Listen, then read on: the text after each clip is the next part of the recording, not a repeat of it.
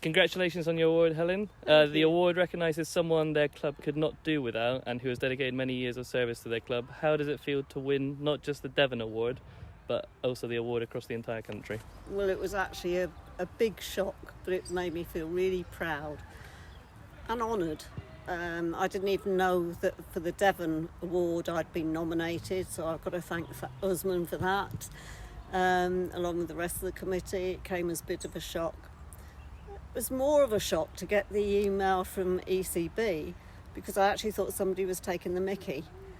And it didn't really register for 24 hours until it went viral, and chuffed, I suppose, is a good word to use, and very, very honoured.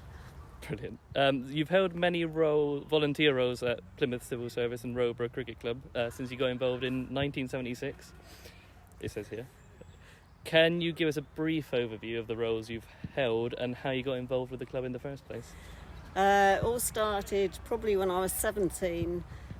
My husband now, who was my boyfriend then, played cricket for Plymouth YMCA. I started scoring, doing tees, even substitute fielder if the local reverend was late after a wedding for a match. I'd go on as a fielder until he arrived.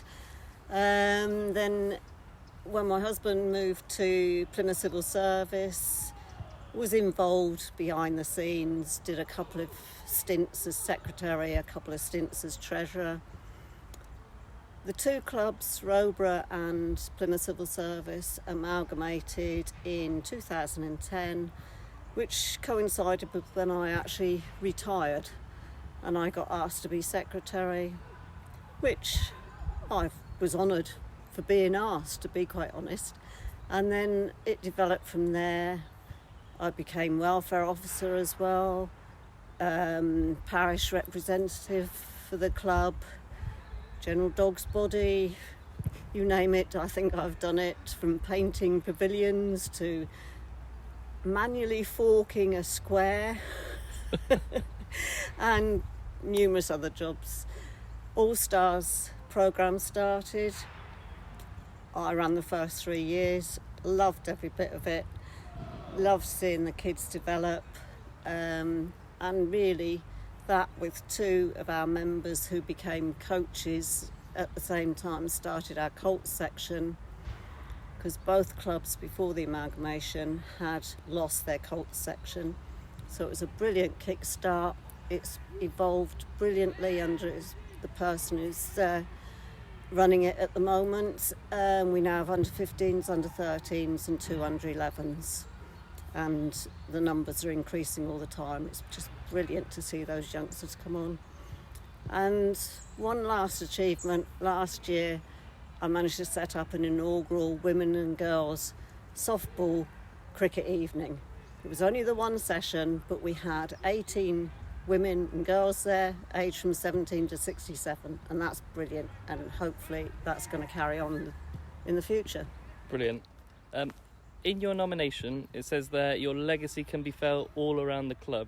After all this time, what is the achievement you feel the proudest of? Probably this award. That and the All Stars, I think, for me. Oh, brilliant. And then what next for Helen?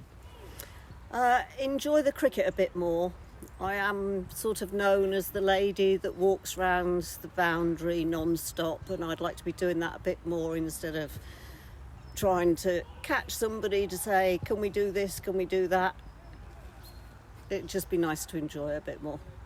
Excellent. And then finally, what would you say to anyone who's thinking about volunteering at their local cricket club? Well, I can only speak for ours, but I'm sure all clubs are the same. It's a lovely, family, friendly atmosphere. You'll be made very welcome, and you'll enjoy every aspect of the volunteering that you do. And I will still carry on doing some, but not quite such a prestigious role.